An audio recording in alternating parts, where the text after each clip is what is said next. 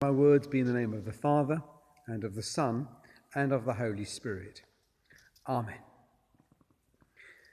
You notice I'm in St Mary's. I'm allowed to go into St Mary's, and I've also been given permission to go into All Saints and St Andrews as the incumbent. We've been very blessed that our church wardens have been keeping a good eye on the church and making sure that things are okay. But it does feel strange. Churches are not about being alone.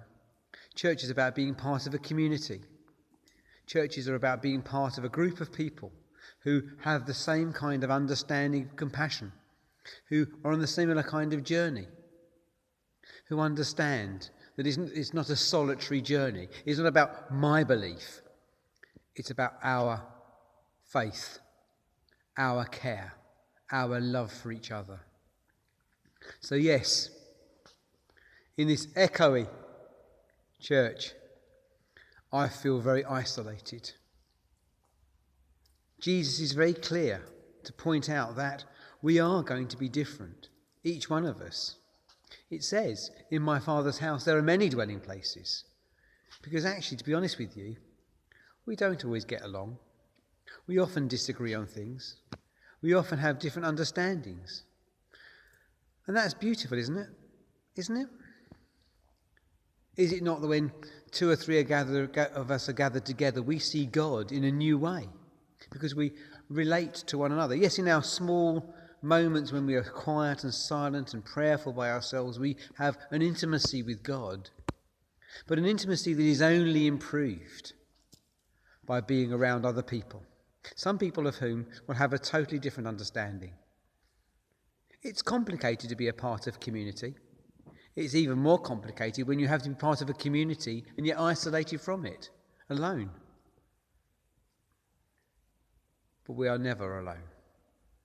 I know that all of you who are at prayer in your own homes, all of you who I've met as we've walked around in our kind of isolated, not distance way,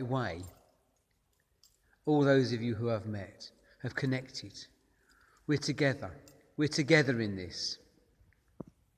Jesus says, I am the way, the truth and the life. Nobody comes to the Father except through me. That's all of us. All of us are going to the Father through Christ. It's so beautiful. All we need to do is to understand compassion. All we need to do is to have love. All we need to do to be part of that glorious kingdom is to have a compassion and a kindness for other people. Yeah. Sometimes that's very difficult, because to be frank and honest, there are some people I find incredibly difficult. There are some people with whom I disagree on so many important things in life, and people I disagree with about faith. But there are many mansions. There are many dwelling places. Each one of us has a space. Each one of us has our own understanding of God. I should really take you up to the attic in the deanery where I have my mirror ball. It shines, and as it turns in the sunlight, so I see different reflections. Each one of those reflections is a different aspect of that same mirror ball. And so it is with God.